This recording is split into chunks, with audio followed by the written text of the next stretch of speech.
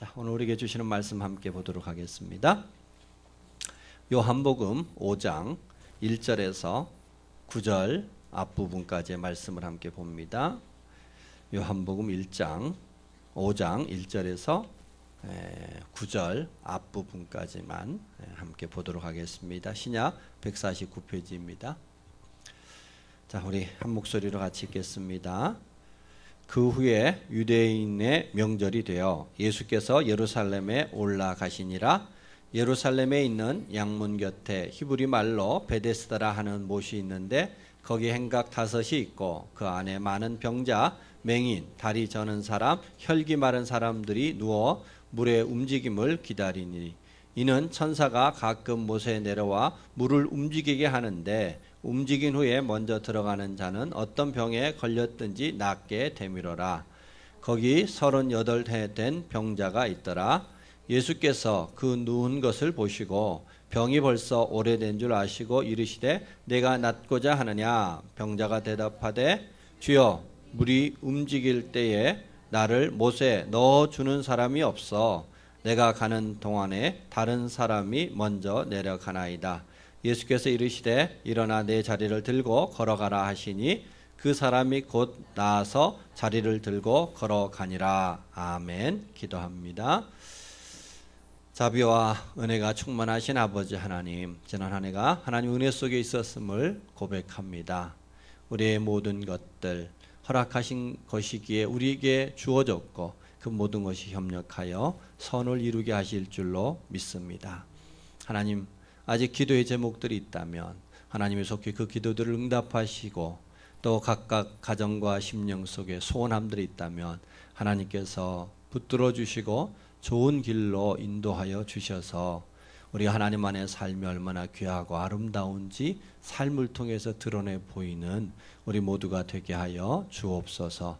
가정마다 심령마다 귀한 또 수입들을 허락하여 주셔서 올 한 해를 살게 해주셨습니다. 하나님 앞에 늘 물질로도 감사하고 그 물질의 사랑과 은혜와 믿음과 수고를 담아 주님 앞에 드리오니 우리 주님께서 받아 주시옵소서. 이 시간 주의 말씀을 구합니다. 전하는 자 듣는 자 모두 한 성령으로 말미암아 참으로 주님을 만나는 시간, 주의 음성을 듣는 귀한 시간 되게 하여 주옵소서. 예수님 이름으로 기도하였습니다. 아멘.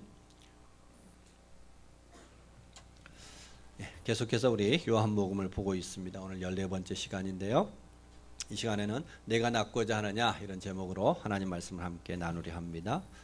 중국 사람들은 오랜 기간 동안 그들 나름대로 미인의 기준을 가지고 있었는데 그 중국 사람들은 얼굴만 예쁘다고 해서 미인이 아니라 반드시 발이 짧아야만 미인이라고 보았습니다. 그래서 얼굴이 예뻐도 발이 길면 반쪽 미인이지 참 미인이 아니다 이런 생각을 가지고 있었어요.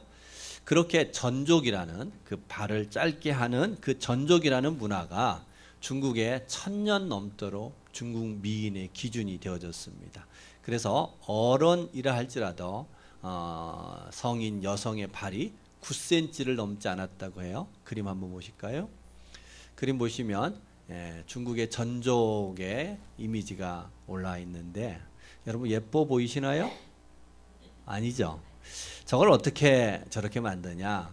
딸이 태어나면요 어렸을 때 닭을 삶아서 그 닭의 따뜻한 뱃속에다가 딸의 발을 집어넣어서 그 뼈를 연하게 한 뒤에요 엄지발가락만 놓아두고 나머지를 이렇게 꺾어서 접습니다.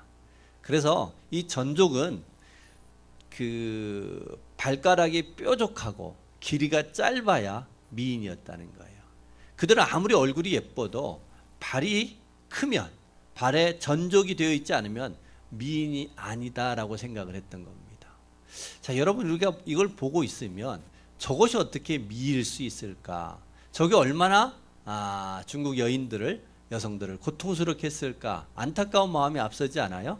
그럼에도 불구하고 저들은 저것을 미로 여겼다는 것입니다. 문화라는 것은요 이와 같이 그것이 옳고 그르고의 판단을 떠나서 문화 속에 들어가면 특별히 이런 왜곡된 문화들은요 우리의 삶을 힘들게 만들고 고통스럽게 만드는 것이 문화의 특징입니다. 그런데 그 속에서 살고 있기 때문에 이것이 잘못됐다고 판단하기가 쉽지 않아요. 밖에 나와서 보면 말도 안 되는데 그 속에 살아갈 때는 그게 미라고 여겼던 것이죠. 저것이 미일 수도 없고 여인들이 저 삶을 살아가면서 얼마나 스트레스를 받고 고통스러울지에 대해서 우리는 족지 가늠이 되지만 그들은 철저히 그 안에서 살았기에 그걸 미로 여겼다는 것입니다. 그 고통을 감내하면서라도 서로 경쟁해서 더 짧게 만들려고 했습니다. 무슨 집안은 9cm래. 그러면 우리 집안은 8.5cm 만들어야지 경쟁하면서. 또 시인들은 전족을 찬양했고 미인 대회를 열어서 서로 전족을 경쟁에 부추기는 그런 세상 속에서 살았습니다. 무려 1000년 넘게요. 자, 여러분, 이와 같이 문화라는 것은요, 보이지 않는 우리의 삶의 틀이 돼요. 우리가 이 건물에 살아가고 있는데 이 건물은 철근으로 골격을 만들어서 그 위에 콘크리트를 부은 거잖아요. 철골은 보이지 않아요. 그런데 실은 이 건물의 뼈대 역할을 해주는 것처럼 문화라는 것은요, 우리가 그 틀 속에 갇혀서 살아가고 있습니다. 보이지는 않는데 그것에 의해서 기뻐하고 그것에 의해서 만족스러워하고 그것을 가치 있게 여기는 그 골격이 문화예요. 자, 오늘 우리가 읽었던 본문에도 그런 하나의 전족의 문화와 같은 한 문화가 있습니다. 베데스다의 문화라고 할 수 있어요. 베데스다 연못가에 모여 있는 하나의 세계를 이루고 있습니다. 자, 오늘 우리가 읽었던 본문을 다시 한번 보면은요, 2절에 이렇게 말씀하죠. 예루살렘에 있는 양문 곁에 히브리 말로 베데스라라 하는 못이 있는데 거기에 행각 5이 있었다. 베데스다라는 뜻은요, 자비의 집이란 뜻입니다. 무슨 뜻이라고요? 자비의 집. 그러니까 자비가 필요한 사람, 남의 도움이 필요한 사람, 연약한 사람, 병든 사람들이 이곳에 모였어요. 처음에는 행각이 하나가 있었겠죠. 그런데 그 행각이 가득 찾아 2호점, 3호점에서 결국 5호점까지 는 거예요. 그러니까 사람들이 많이 모였던 것입니다. 이 베데스다 연못은요, 지금도 그 연못터가 있는데요. 보통 마을에 있는 이 어린이 놀이터 정도의 크기예요. 어린이 놀이터 정도 크기에 물이 채워져 있었는데 그 물이 동하는 일이 있었다. 움직이는 일이 있었다는 겁니다. 우리나라에는 없는데 간헐천이라고 그래서요. 지각 변동으로 온천수가 솟구치는 일이에요. 온천수가 솟구치는 현상이 있었는데 그 현상이 일어난 뒤에 그들이 누군가가 들어가면 병이 낫는다. 왜냐하면 그 온천수라는 신비로운 현상 위에다가 신화를 덮었어요. 천사가 내려와서 물을 흔든 거다. 그러니까 신비로운 물이다. 그 속에 들어가면 병이 낫는다. 자, 여러분, 온천에 갔다 오면 물론 근육통 또 뭐 신경통 이런 것은 좀 도움될 수 있겠죠. 근데 여러분, 눈이 먼 사람이 장님이 온천에 들어갔다가 나왔더니 눈이 떠지더라, 이런 얘기 들어보신 적 있으신가요? 없죠. 절름발이가 온천에 들어갔다 나왔더니 절름발이가 나았더라, 이런 거 없잖아요. 그런데 그들은 이 신비로운 현상에다가 신화를 덮어서 그곳에 들어갔다 나오면 고침받게 되더라, 이런 이야기를 통해서 이 베데스다 연못에 사람들이 모였던 것입니다. 자, 오늘 우리는 두 가지를 한번 생각을 해봤습니다. 하나는 전족이라는 문화가 있다겠어요? 그 문화 속에 살아갈 때 그 전족이라는 문화가 지배하는 중국의 세상 속에서는 그 전족이 미인으로 보였던 것입니다. 고통으로 보이지 않고요, 그것이 미의 철저한 기준이 되었던 것입니다. 여러분, 이 베데스다라는 연못가의 세계 또한 서로 신비로운 현상이 일어나기를 목놓아 기다리다가 온천수가 터지는 순간 누군가가 들어가면 고침받는다라고 생각했던 것입니다. 저와 여러분의 생각으로 보면 전족의 세계가 허황되고 그 온천수에 목을 메고 있는 영혼들이 불쌍한 느낌이 들잖아요. 그런데 그 속에 사는 사람들은 그걸 알지 못해요. 오늘 주님은 베데스다 세계에 갇혀있는 38년 된 병자를 부르십니다. 단순히 38년 된 병자만을 부르시는 게 아니라 우리도 어쩌면 전족의 문화와 같은 베데스다의 또 다른 세계 속에서 살아가고 있을 우리를 부르고 있는 것입니다. 나누다 보면 여러분 생각하시겠지만 우리도 알지 못하는 수많은 베데스다의 세계가 있을 수 있습니다. 그러기에 주님께서는 오늘 말씀을 통해서 우리를 그 베데스다의 세계에서 주님이 기대하시고 원하시고 바라시는 말씀의 세계로 우리를 부르시는 줄 믿으시기 바랍니다. 그러기에 우리는 그 주님이 부르시는 세계로 나가기 위해서 우리가 살고 있는 베데스다가 어떤 세계인지를 알아야 되지 않을까요? 그리고 주님이 부르시는 세계가 어떤 세계인지를 우리가 알 때에 우리는 베데스다 세계를 뒤로 하고 이 38년 된 병자처럼 주님이 원하시는 세계로 나아가 그 안에서 고침도 받고 또 참된 축복을 누리는 귀한 역사 있을 줄로 믿습니다. 그런 시간 됐으면 좋겠습니다. 우리가 그런 시간이 되기 위해서 두 세계에 대해서 한번 좀 알아봤으면 좋겠는데요. 먼저는 베데스다의 신화와 경쟁이 만들어내는 거짓 소망의 세계가 어떤 것인지를 우리가 좀 이해했으면 하는데, 우리 모든 사람에게는 종교심이 있어요. 뭐가 있다고요? 종교심. 여러분, 우리는 종교심을 갖는 이유는 연약함 때문인 거예요. 우리가 다 잘났다고 나름대로 우쭐대지만 우리의 깊은 속에는 내가 한계가 있다는 거 알까요? 모를까요? 알죠. 우리가 연약하다는 걸 압니다. 여러분, 이 베데스다는 자비의 집이라고 이름을 붙이고 그 자비를 구하는 철저히 연약한 자들의 모임이었어요. 연약한 자들을 위한 세계였습니다. 그 세계에 38년의 병자를 포함한 수없이 많은 사람들이 있었던 것입니다. 자, 우리는 이것을 보면서 마치 병자나 그 시대 허황된 베데스다의 세계 속에서 살아가는 사람들의 이야기처럼 여기기 쉬운데요. 그렇지 않아요. 여러분, 요즘 짓는 건물, 최첨단 시설과 장비가 갖추어 있는 건물을 준공할 때에 뭐가 등장해요? 돼지머리 등장해요, 안 해요? 돼지머리 등장하죠. 여러분, 나로 로켓을 쏘아 올릴 때 돼지머리 봤어요, 안 봤어요? 봤어요. 왜 최첨단 건물을 준공하는데 돼지머리가 등장하고 오늘날 모든 과학의 집대성이라고 말할 수 있는 로켓을 발사하는데 돼지머리가 왜 등장해요? 우리의 연약함 때문이에요. 내가 다 할 수 없다는 거예요. 인간이 다 알지 못하는 영역이 여전히 있기 때문에 돼지머리를 갖다 놓고 고사를 드리는 거 아니겠어요? 그 연약함의 발로예요. 자, 그 연약함 가운데 있는 사람들이 표현되어지는 그러한 신앙의 모습들은 이해가 되는데, 거기에다가 오늘 베데스다의 세계는 하나를 덧붙였는데, 그게 뭐냐면 경쟁을 덧붙였어요. 여러분, 천사가 동했다는 신학까지는 좋아요. 그러면 그때 다 같이 들어가면 다 나오면 되잖아요. 그런데 뭐라고 얘기했어요? 먼저 들어가는 사람만 낳는다, 이런 겁니다.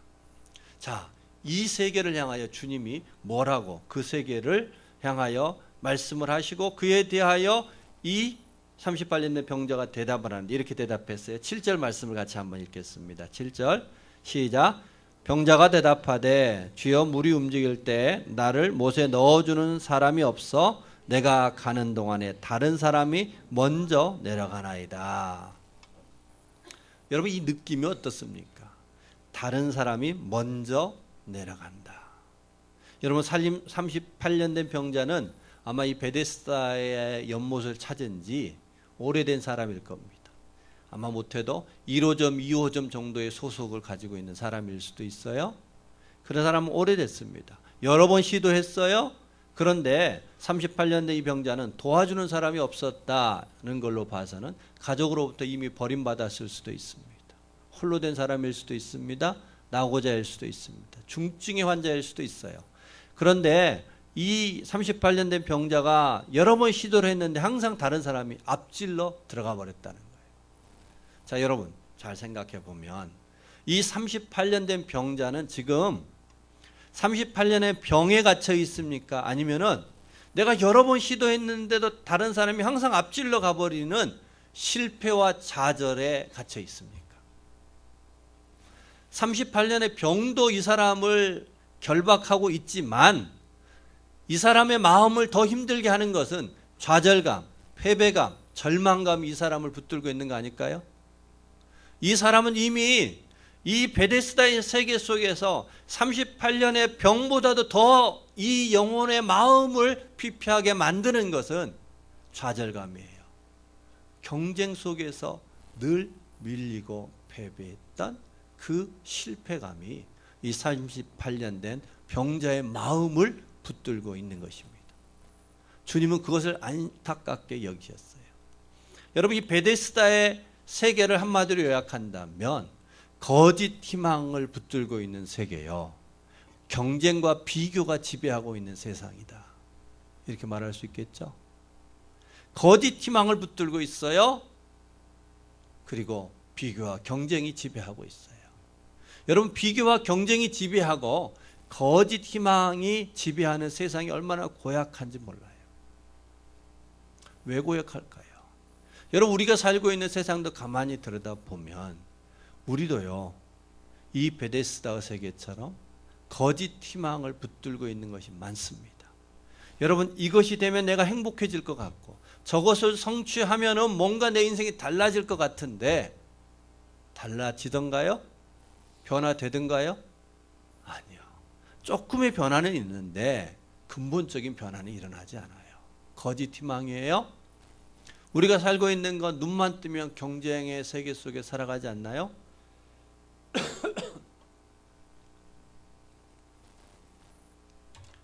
그런데 이와 같은 비교와 경쟁이 지배하는 세상이 왜 고약한가 하는 것을 한번 생각했으면 합니다. 그럼 비교와 경쟁이 지배하는 세상은 하나님이 없어요. 뭐가 없다고요? 하나님이 계시지 않아요. 하나님은 우리를 절대로 비교의 대상으로 보지 않아요. 우리 자신을 누구와 비교하여 견주어 우리를 보시지 않는다고요. 우리를 바라볼 때는 항상 우리만을 바라보세요. 우리를 목적의 대상으로 바라보세요. 우리를 향한 분명한 계획을 갖고 계세요. 근데 우리가 살고 있는 세상은요, 늘 우리를 비교의 대상으로 봅니다. 여러분, 우리는 끊임없이 비교 당하게 해요. 내가 없으면 그 자리가 비어있는 게 아니라 언제든지 대체 인력은 있을까요? 없을까요? 있어요. 내가 그만둔다고 그것이 멈추지 않아요. 다른 누군가가 들어와서 다시 돌아가게 만들어요. 우리는 이 사회 하나의 부품처럼 되어버렸어요. 여러분, 아이를 키우면서 아이를 망가뜨리는 가장 쉬운 방법은요, 다른 누군가 비교하면 돼요. 집에 형제가 있는데 그 형제가 서로 왼수되게 하는 방법은요, 찐한 걸로 3번만 비교하면 얘네들 평생 왼수 될까요? 안 될까요? 왼수돼요. 왼수돼요. 부부가 서로 갈등을 일으키는 거요, 어렵지 않습니다. 내 남편을 다른 남자와 3번만 비교해 보세요. 내 아내를 다른 여자와 3번만 비교해 보세요. 여러분, 그 부부 쌩해질까요? 안 될까요? 분명히 됩니다. 확신이 안 되고선 가서 실험해 보세요. 분명히 그렇게 돼요. 비교하게 되면은요, 우리를 가장 고통받게 만들어요. 그런데 우리 하나님은 비교하지 않으세요. 비교와 경쟁의 세계는 그러기에 하나님이 없는 것입니다. 하나님이 우리를 바라보는 그 긍휼함이 없는 거예요. 하나님이 우리를 향한 기대하는 그 소망함이 없는 거예요. 하나님이 없는 세상은 다른 게 아니라 비교와 경쟁의 세상임을 기억하시기 바랍니다. 또한 비교와 경쟁의 세계가 왜 고약하느냐? 비교와 경쟁의 세상이 가장 비효율적이에요. 여러분, 우리는 언뜻 보면 경쟁과 비교의 세상이 가장 효율적인 것처럼 보이지 않나요? 잠깐은 효율적이에요. 잠깐은 효율적이에요. 그런데 그것 때문에 모든 세상이 다 경쟁과 비교의 세상으로 돌아가고 있어요. 학교를 봐도요, 특목고, 자사고, 일반고 비교해서 줄 세우죠. 여러분, 직장 가면 가만히 있나요? 인사고과 또 인센티브를 통해서 우리를 경쟁해서 줄 세우죠. 여러분, 방송에도요, 저는 예전에 그냥 시청률 나오면은 1시간 그 시간의 시청률만 나오는 줄 알았어요. 그런데 여러분, 분 단위의 시청률이 나온다는 거 아세요? 1분당 매 시청률을 조사해서 그게 그래프로 뜬다는 거예요. 여러분, 방송이 비교의 세계 속에 갇혀 있어서 시청률에 목을 매며 방송으로서의 제 역할을 할 수 있을까요? 못할까요? 못해요. 여러분 세상만 이런 게 아니라 교회도 비교의 세계가 지배하고 있습니다. 여러분 전도하는 철이 한참 되면은요, 교회에 입구에 모닝 등장하는 거 아세요? 모닝차 갖다 놓고 이번에 전도 제일 많이 한 사람에게 모닝차를 주는 일들이, 그런 이벤트가 적지 않습니다. 교회도 경쟁과 비교가 들어와 있다는 것은 뭐가 없다? 하나님이 없다. 비교와 경쟁이 들어와 있으면 가장 비효율적이다. 여러분 언제 효율이 나타날까요? 나를 잘 살피고 나를 주목하고 나에게 주신 재능을 마음껏 발휘할 때 기쁘고 오랫동안 그 일에 집중하는 은혜가 있을 텐데, 나를 집중하지 못하게 만드는 게 비교죠. 비교는 나를 주목하는 게 아니라 남을 주목하게 만드는 거예요. 비교는 결국 우리에게 주어져 있던 그 기쁨과 소망으로 움직이는 게 아니라 두려움을 통해서 움직이게 만드는 게, 그게 비교와 경쟁입니다. 그러기에 비교와 경쟁이 지배하는 세상은 하나님이 없는 세상이요, 가장 비효율적인 세상이에요. 그럼에도 불구하고 우리는 그 세상에서만 살았기 때문에 다른 세상을 잘 모르는 겁니다.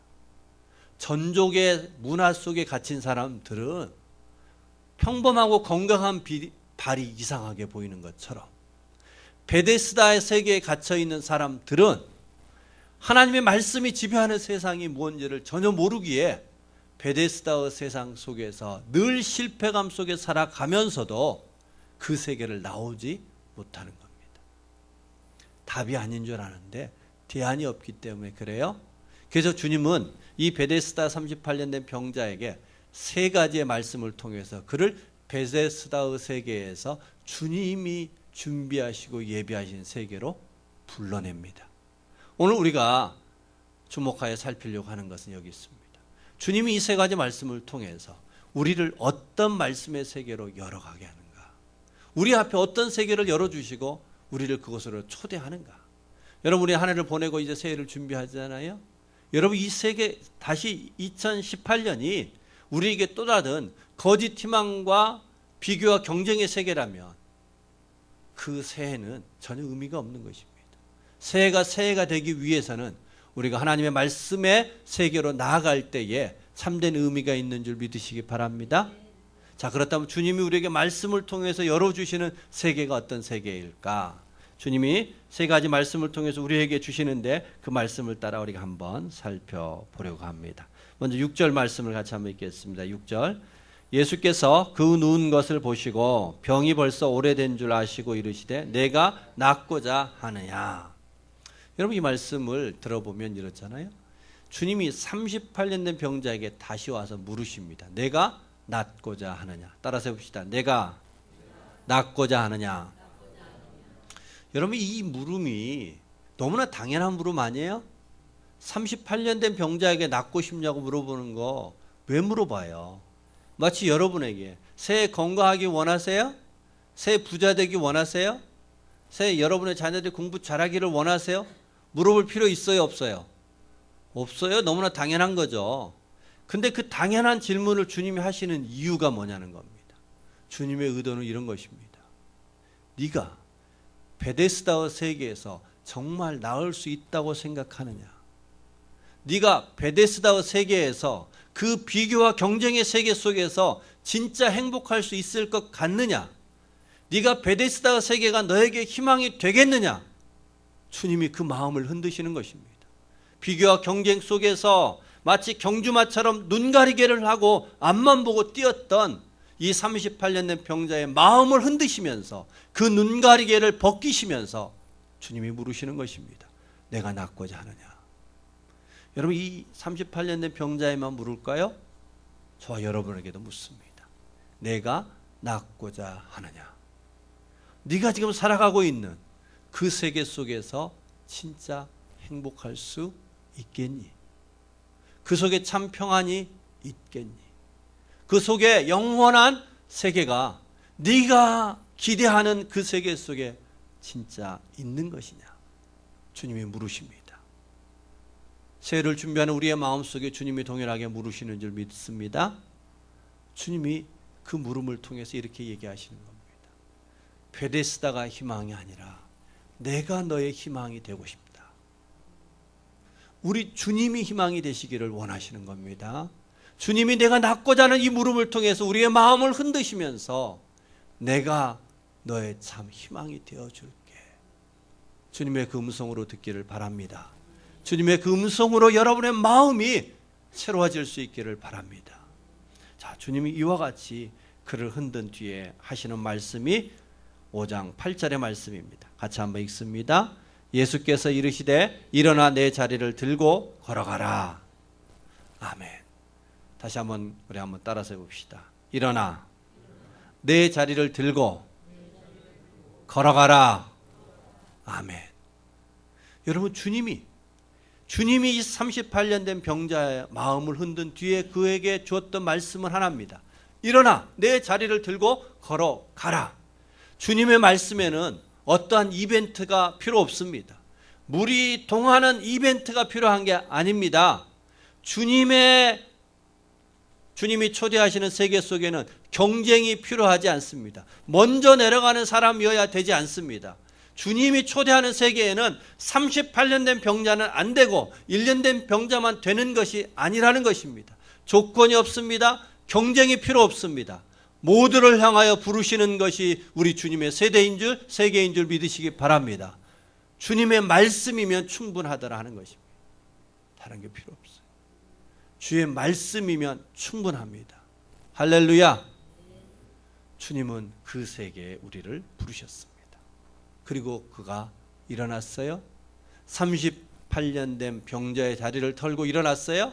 이제 베데스다의 세계로부터 말씀이 열어주시는 세계로 그가 들어갔습니다. 여러분, 만약 이 고침받는 38년 된 병자가 일주일 뒤에 이곳을 다시 한번 찾았다고 생각해 봅시다. 어떤 느낌이었을까요? 자기는 주의 말씀을 통해서 이 거짓과 비교와 경쟁의 세계에서 나와 말씀의 세계 속에 들어온 자가 그 베데스다를 바라보면 어떨까요? 여러분, 그 베데스다가 얼마나 거짓된 희망인지 알지 않겠어요? 비교와 경쟁이 만들어졌던 세상이 얼마나 헛된 것임을 깨닫지 않았겠을까요? 우리의 눈으로 전적의 문화를 바라보면 저건 비참한 거죠. 안타까운 거죠. 그것이 어찌 아름다움이 될 수 있어요? 말씀의 세계 속에 들어온 자가 베데스다의 세계를 바라보면 안타까운 것입니다. 부러울 수가 없어요. 다시 그곳으로 돌아가고 싶지 않아요. 아니, 돌아가지 않을 뿐만 아니라 그곳에 있는 사람들에게 무엇라고 말할까요? 자기가 있던 자리는 누군가가 차지했겠죠. 그죠? 이 베데스다 38년 된 병자의 자리는 오래됐을 거예요. 1호점, 2호점 근처에 있으면 좋은 자리였을 거예요. 누군가가 차지했을 겁니다. 여러분, 그들에게 이 베데스다 세계 안에서 경쟁하며 이기는 법을 가르쳐 줄까요? 어떻게 하면 빨리 들어갈 수 있는 노하우를 전수해 줄까요? 아니요. 이 사람은 분명히 그렇게 얘기할 것입니다. 이 베데스다의 희망은 거짓 희망입니다. 비교와 경쟁이 만들어내는 이 세상에 답이 없습니다. 우리 주님은 말씀을 통해서 열어주시는 주님의 세계는 경쟁에 앞서는 세계가 아니라 경쟁에서 나오는 세계예요. 경쟁에 이기는 방법이 아니라 경쟁을 초월하는 방법이 있음을 말씀해 주시지 않을까요? 주님이 우리에게 열어주시는 세상 또한 이와 같은 세상 될 줄로 믿습니다. 주님이 열어주시는 말씀의 세계가 경쟁에 이기기 위함이 아니에요. 경쟁을 초월하기 위함이요. 주님이 열어주시는 말씀의 세계는 우리 모두가 비교의 대상이 아니라 목적의 대상이 되고 수단의 대상이 아니라 우리를 향한 긍휼한 하나님의 사랑이 흐르는 그런 복된 곳이 되는 줄로 믿습니다. 자, 그런데 주님이 다시 성전에서 이 병자를 만나 마지막으로 하신 말씀이 또 하나가 있습니다. 14절 말씀을 같이 한번 봅니다. 같이 읽습니다. 그 후에 예수께서 성전에서 그 사람을 만나 이르시되 보라, 내가 나았으니 더 심한 것이 생기지 않게 다시는 죄를 범치 말라 하시니. 다시는 죄를 범치 말라. 여러분, 아니 38년 된 병자가 고침받았는데 다시 어떤 죄를 짓는다는 얘기일까요? 이런 얘기입니다. 38년 된 병자, 말씀의 세계를 통해서 고침받고 하나님이 그를 목적의 대상으로 삼으며 비교와 경쟁이 아니라 하나님의 사랑과 긍휼 안에서 일어났던 이 38년 된 병자가 다시 베데스다 세계로 돌아갈 수 있다는 얘기를 경고하시는 겁니다. 다시 베데스다 근처에 환자로 가는 일은 없을지 몰라도 그 마음은 얼마든지 베데스다 세계로 되돌아갈 수 있다는 얘기예요. 그는 가정에서, 직장에서, 돈을 버는 일에서, 자녀를 키우는 일에서는 그는 얼마든지 베데스다 세계로 되돌아갈 수 있다는 얘기입니다. 주님이 그 세계로 돌아가지 말라는 겁니다. 다시 비교와 경쟁의 세계로 돌아가지 말라는 것입니다. 거짓 희망이 지배하는 세상으로 돌아가지 말라는 것입니다. 여러분, 우리는 새해를 맞는데요, 새해 소망함이 있습니다. 이런저런 소망함을 가지고 있을 것입니다. 그런데 여러분, 혹 우리의 소망이 베데스다 세계가 만들어준 거짓 소망 아닐까요? 비교와 경쟁에서 이기기 위한 소망의 목표를 정하고 있지는 않을까요? 그렇다면 우리 오늘 밤 다시 하나님 앞에 나와 기도의 자리를 통해서, 하나님, 내가 2018년 새해를 시작할 때 하나님 다시 베데스다 세계 속에서 살아가지 않게 하여 주옵소서. 하나님, 금년 한 해만큼, 주께서 허락한 이 새해만큼 말씀을 통해서 열어주시는 한 해 되게 하여 주시옵소서. 말씀을 통하여 우리에게 허락했던 그 세계를 살아갈 수 있도록 도와주시옵소서. 여러분, 일이 결코 쉽지 않습니다. 주님이 이렇게 경고했다는 것은 이러기가 쉽다는 뜻이에요. 주님이 다시 범치 말라는 것은 범할 확률이 높다는 얘기예요. 여러분, 우리 한국교회를 되돌아보면 우리 한국교회는 이 38년 된 병자처럼 베데스다 세계에 갇혀 있었습니다. 일제 강점기 속에 갇혀 있었습니다. 가난 속에 갇혀 있었습니다. 그런데 여러분, 이 나라가 성서 조선을 외치고 평양 대부흥 운동을 거치고 엑스포 74 등등을 거치면서 이 나라는 복음을 통하여, 말씀을 통하여 가난의 자리를 들고 일어나 부유함의 자리에 나아가는 은혜를 입었습니다. 무속신앙의 그 무모한 희망을 내려놓고 하나님의 말씀을 붙드는 그런 복된 자리로 나아간 나라입니다. 그런데 요즘 한국교회가 어떻게 됐습니까? 다시 베데스다 세계로 돌아가고 있습니다. 우리의 마음속에 우리가 새롭게 교회를 개척하고 새해를 맞는 이 시각, 우리의 마음속에도 다시 한국교회가 걸어가는 것과 같은 베데스다 세계로 돌아가려고 하는 마음이 우리에게 있을 수 있습니다. 여러분, 그러기에 이것이 결코 그 38년 된 병자의 특별한 이야기가 아니라 얼마든지 우리도 베데스다 세계로 돌아갈 수 있음을 기억하시기 바랍니다. 우리의 어떤 부분은 말씀의 세계 앞에 견고한 믿음의 닻을 내리고 있을지 몰라도 어떤 부분은 여전히 베데스다의 연못가를 헤매고 있을 수 있음을 기억하고 우리 하나님 앞에 새해를 맞이하면서, 하나님, 내가 이제는 베데스다 세계가 아니라 말씀의 세계 속에 살아가게 하여 주옵소서. 경쟁에 이기는 자가 아니라 경쟁을 초월하는, 경쟁에서 자유로워지는 그런 믿음의 삶을 살아갈 수 있도록 은혜를 내려 주시옵소서. 세상은 마치 그것이 경쟁처럼 가장 효율적인 것처럼 보이지만 아니요, 진짜 효율은, 진짜 복됨은 주의 말씀이 내 안에 임할 때입니다. 38년 된 병자의 그 침상을 들고 일어나는 은혜는 물이 동하는 이벤트도 아니었고 먼저 들어가는 경쟁 우위도 아니었고 말씀이 임할 때 이루어진 것처럼 주여 내게 말씀하옵소서. 새해 한 해 동안 주의 음성을 듣겠사오니 주여 우리에게 말씀하여 주옵소서. 간구할 수 있는 저와 여러분 되기를 주의 이름으로 축복합니다. 우리 주신 말씀 기억하시면서 함께 기도하는 시간 됐으면 좋겠습니다. 이 시간 기도할 때, 하나님, 내게 베데스다 세계가 있으면 깨닫게 하여 주옵소서. 내가 낫고 자라냐 말씀하시면서 그 마음 흔들었던 것처럼 하나님 저에게 말씀을 주셔서 내 마음을 새롭게 하여 주셔서 하나님 말씀의 세계 속에 살아가게 하여 주옵소서. 말씀을 주셔서 경쟁에 이기는 자가 아니라 경쟁에서 자유로운 자가 되게 하여 주시고 참 소망을 바라보며 나갈 수 있도록 도와주시옵소서. 그런 복된 한 해가 될 수 있도록 은혜를 베풀어 주옵소서. 우리가 잠언 기도합니다.